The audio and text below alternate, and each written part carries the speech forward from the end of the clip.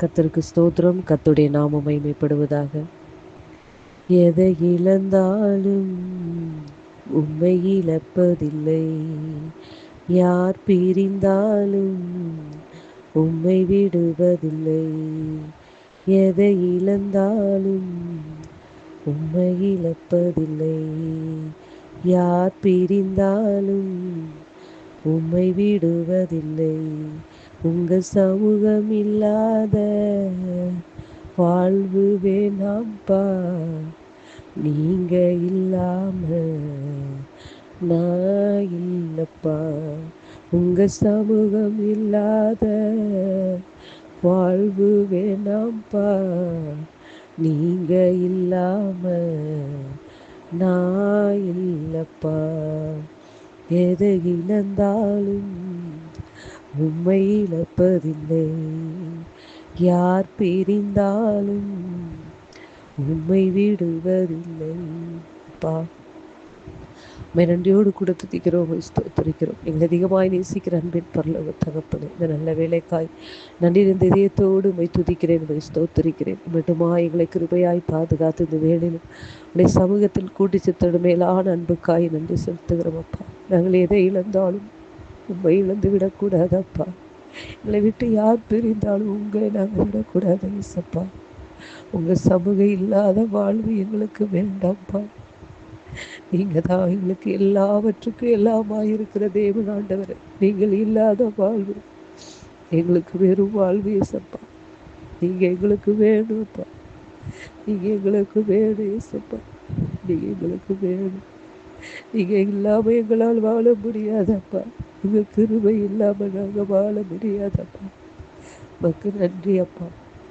உமக்கே துதி கன மகிமை எல்லாம் உமக்கு ஒருவருக்கே செலுத்துகிறோம். இயேசுவின் நாமத்தில் பிதாவே, ஆமென். கர்த்தரின் ஆலோசனைக்காக லூக்கா எழுதின சுவிசேஷம் 12ஆம் அதிகாரம் அதனுடைய 21வது வசனம். லூக்கா எழுதின சுவிசேஷம் 12ஆம் அதிகாரம் அதனுடைய 21வது வசனம்.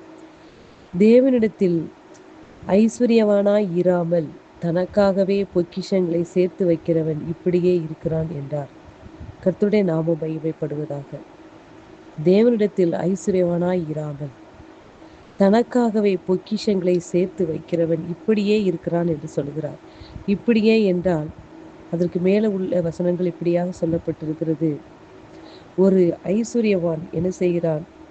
தன் களஞ்சியங்களில் எல்லாவற்றிலும் என்ன செய்கிறார்னா, அவனுக்கு விளைச்சல் அதிகமாக இருக்கிறதுனால அவன் என்ன சொல்லுகிறான்? என்னுடைய களஞ்சியங்களை இடித்து பெரிதாய் கட்டி அதில் என்ன செய்வேன்? அதில் என்னுடைய விளைச்சல்கள் எல்லாவற்றையும் சேர்த்து வைத்து, பொக்கிஷங்களை சேர்த்து வைத்து நான் என்ன பண்ணுவேன்? என் ஆத்மாவுக்கு நான் சொல்லுவேன், நீ கவலைப்படாத, உனக்கு என்ன செஞ்சிருக்கேன்? நிறைய பொக்கிஷங்களை நான் சேர்த்து வைத்திருக்கிறேன் என்று சொல்லுவேன் என்று அந்த ஐஸ்வர்யவானை குறித்து கர்த்தர் இப்படியாக சொல்லுகிறார். அவனை மதிகேடன் என்று கர்த்தர் சொல்லுகிறார். மதிகேடன் என்றால் அறிவில்லாதவன், முட்டாள் என்று கர்த்தர் சொல்லுகிறார். இந்த இடத்தில் முட்டாள் என்று யாரை சொல்லுகிறார்? மதிகெட்டவன் என்று யாரை சொல்லுகிறார் என்றால், தேவனிடத்தில் ஐஸ்வர்யவானாய் இராமல், அதாவது கர்த்தரிடத்தில் ஐஸ்வர்யவானாய் இராமல், அதாவது கர்த்தருடைய சமூகத்தை தேடாமல், கர்த்தருடைய வார்த்தையை வாஞ்சிக்காமல், கர்த்தருடைய கற்பனைகளை கை கொள்ளாமல், அவருடைய அன்பை ருசிக்காமல், அவருடைய பாதையில் நடக்காமல், அவருடைய சமூகத்தை தேடாமல் இருக்கிறவர்களை பார்த்து தான் கர்த்தர் இப்படியாய் சொல்லுகிறார். உலக காரியங்களுக்கு பின்பாக ஓடிக்கொண்டிருக்கிறவர்களை, பொக்கிஷங்களை சேர்த்து கொண்டு உலகத்துக்கு பின்பாக ஓடிக்கொண்டிருக்கிறவர்களை தான் கர்த்தர் இப்படியாய் சொல்லுகிறார். மதிகேடரே, அறிவில்லாதவர்களே என்று கர்த்தர் கூறுகிறார். அன்பு பிள்ளைகளே, தேவனிடத்தில் ஐஸ்வர்யவானாய் இருக்க வேண்டும் என்று கர்த்தர் கூறுகிறார். அதைத்தான் கர்த்தர் இப்படியாய் சொல்லுகிறார். தேவனுடைய ராஜ்யத்தை முதலில் தேடுங்கள், அப்பொழுது இவைகள் எல்லாம் உங்களுக்கு கூட கொடுக்கப்படும் என்று கர்த்தர் சொல்லுகிறார். அன்பு பிள்ளைகளே, கர்த்தரிடத்தில் நாம் அன்பு கூற வேண்டும், அவருடைய சமூகத்தை தேட வேண்டும், ஒவ்வொரு நாளும் அவருடைய பாதையில் நாம் நடக்க வேண்டும். அன்பு பிள்ளைகளே, கர்த்தர் இதெல்லாம் செய்யும் பொழுது கர்த்தர் என்ன சொல்லுகிறார் என்றால், உங்களுக்கு ராஜ்யத்தையே கொடுக்க உங்கள் பிதா பிரியமாய் இருக்கிறார் என்று சொல்லுகிறார். அன்பு பிள்ளைகளே, நாம் இன்று இந்த பூலகத்திலே நாம் மரித்த பின்பு இதெல்லாம் எங்கு போகும்? அந்த ஐஸ்வர்யவானிடத்தில் கர்த்தர் இப்படியாக தான் சொல்லுகிறார், நீ இவ்வளவு எல்லா ஐஸ்வர்யான எல்லா பொக்கிஷத்தை நீ சேர்த்து வைத்தால், இந்த இரவே நீ உன் ஆவி உன்னை விட்டு பிரிந்து விட்டால் இந்த பொக்கிஷம் எல்லாம் எங்கு போகும்? வீணாய் போகுமே. அப்போ நீ இவ்வளவு பொக்கிஷங்களை வைத்திருந்தால் உனக்கு அது ஜீவன் அல்ல. இது உனக்கு ஜீவன், இது உனக்கு இது என்னது, உனக்கு ஒரு ஜீவன் உயிரை கொடுக்கக்கூடியதா இது இருக்காது என்று கர்த்தர் சொல்லுகிறார் அன்பு பிள்ளைகளே. அதுதான் கர்த்தர் என்ன செய்கிறார், இந்த இடத்துல நமக்கு உரைக்கிறார் அன்பு பிள்ளைகளே. இவைகள் எல்லாம் உலகத்துக்கு பின்பாக ஐஸ்வர்யத்தையும் பணத்தையும் தன்னுடைய பொக்கிஷத்தையும் தேடி ஓடிக்கொண்டிருக்கிறவர்களை கர்த்தர் இப்படியாய் சொல்லுகிறார் அன்பு பிள்ளைகளே. இது உங்களுக்கு உதவாது. இது நாளைக்கு என்ன செய்யும்? நீங்கள் உங்கள் ஆவி எடுத்துக்கொள்ளப்பட்டால் இவைகளாம் எங்கு போடப்படும், கொண்டு போக முடியாது.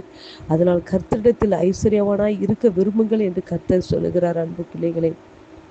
அதுதான் வேதத்தில் இப்படியாக ஒரு வசனம் சொல்லப்பட்டிருக்கிறது, உங்களுடைய இதயம், உங்களுடைய பொக்கிஷம் எங்கே இருக்கிறதோ அங்கதான் உங்கள் இருதயம் இருக்கும் என்று வேதம் சொல்லுகிறது அன்பு பிள்ளைகளே. அதன்படியா பரலோகத்தில் உங்களுக்கான பொக்கிஷங்களை நீங்கள் சம்பாதித்து வையுங்கள். அங்கே திருடர்கள் என்ன செய்வதில்லை, அதை கொள்ளையடிப்பதில்லை என்று கர்த்தர் சொல்லுகிறார். நம்ம பரலோக ராஜ்யத்திலே நம்முடைய பொக்கிஷங்களை சேர்த்து வைக்க வேண்டும் அன்பு பிள்ளைகள். அதுதான் கர்த்தர் தேவனிடத்தில் ஐஸ்வர்யவானாய் இருக்க வேண்டும் என்று கர்த்தர் விரும்புகிறார் அன்பு பிள்ளைகளே. கர்த்தர் அன்றன்றைக்கான தேவைகளை நமக்கு சந்திக்கிறார். எதை உடுப்போம், எதை உண்போம் என்று கவலைப்படாமல் அனுதினமும் கர்த்தர் நம்முடைய தேவைகளை சந்திக்க வல்லமையுள்ளவராய் இருக்கிறார் என்று விசுவாசிக்கும் பொழுது கர்த்தர் அவருடைய ராஜ்யத்தையே கொடுக்க அவர் பிரியமாய் இருக்கிறார் அன்பு பிள்ளைகளே. நாம் தேவனிடத்தில் ஐஸ்வர்யவானாய் இருக்க ஒவ்வொரு நாளும் பிரயாசப்பட வேண்டும் அன்பு பிள்ளைகளே. உலக காரியங்கள் நமக்கு தேவைதான், அன்றாட தேவைகள் தேவைதான். ஆனால் எல்லாவற்றையும் நம்மளை உருவாக்கிய நம்மளை சிருஷ்டித்த தேவனுக்கு அவருக்கு தெரியும் நமக்கு என்ன தேவை, எது தேவை இல்லை என்பது அவருக்கு தெரியும் அன்பு பிள்ளைகளே. நீங்கள் நாம் ஒவ்வொரு நாளும் அவருடைய சமூகத்தில் நாம் அவருடைய வார்த்தைகளை வாஞ்சித்து அவருடைய சமூகத்தில் உட்காரும் பொழுது, அவருடைய ராஜ்யத்தை தேடும் பொழுது கர்த்தர் இவைகள் எல்லாவற்றையும் கூட கொடுக்க என்று சொல்லுகிறார். இது எவ்வளவு பெரிய பாக்கியம் அன்பு பிள்ளைகளே. நாம் தேவனிடத்தில் ஐஸ்வர்யவானாய் இருக்க ஒவ்வொரு நாளும் பிரயாசப்படுவோம். அவருடைய சமூகத்தில் உட்கார்ந்து வேதத்தை வாசித்து அவருடைய சமூகத்தில் ஒவ்வொரு நாளும் அவருக்கு நாம் நேரத்தை செலவிடும் பொழுது, அவருடைய கட்டளைகளை கை கொள்ளும் பொழுது கர்த்தர் அந்த இடத்தில் தேவனிடத்தில் ஐஸ்வர்யவானாய் இருக்கிறவனை கர்த்தர் அந்த இடத்தில் என்ன சொல்லுகிறார், அந்த இடத்தில் ராஜ்யத்தை கொடுக்க அவர் வல்லமையுள்ளவராக இருக்கிறார் அன்பு பிள்ளைகளே. மதிகேடன் என்று சொல்லாமல் கர்த்தர் நம்மளை பிரியமானவளே என்று கூப்பிடுவதற்கு நாம் தகுதி உள்ளவர்களாய் ஆகும்படியாக ஒவ்வொரு நாளும் நாம் தேவனிடத்தில் ஐஸ்வர்யவானாய் இருக்க வாஞ்சிப்போம், விரும்புவோம் அன்பு பிள்ளைகளை. ஒவ்வொரு நாளும் கர்த்தருடைய சமூகத்தில் நாம் கேட்போம், இயேசப்பா நாங்கள் உலகப்புறமான காரியங்களை நோக்கி நாங்கள் ஓடி போகாதபடி, ஒவ்வொரு நாளும் ஐஸ்வர்யத்தை தேடி போகாதபடி தகப்பனே, உம்முடைய சமூகத்தில் தேவனிடத்தில் ஐஸ்வர்யத்தை நாங்கள் சம்பாதிக்கும்படியாக எங்களுக்கு கிருபை தாரும் ஆண்டவரே. உண்மையே தேடும்படியாக, உண்மையே சிந்திக்கும்படியாக, உம்முடைய பாதையில் நடக்கும்படியாக, உம்முடைய வார்த்தையை வாஞ்சிக்கும்படியாக எங்களுக்கு உணர்வை தாரும் என்று கேட்கலாமா அன்பு பிள்ளைகளை. கேட்கும் பொழுது கர்த்தர் நம்மளை அவருடைய ராஜ்யத்தை கொடுக்க அவர் வல்லமையுள்ளவர் இருக்கிறார் அன்பு பிள்ளைகளை. வார்த்தை நிமித்தமாக கர்த்தர் உங்களை ஆசீர்வதிப்பாராக. ஆமென்.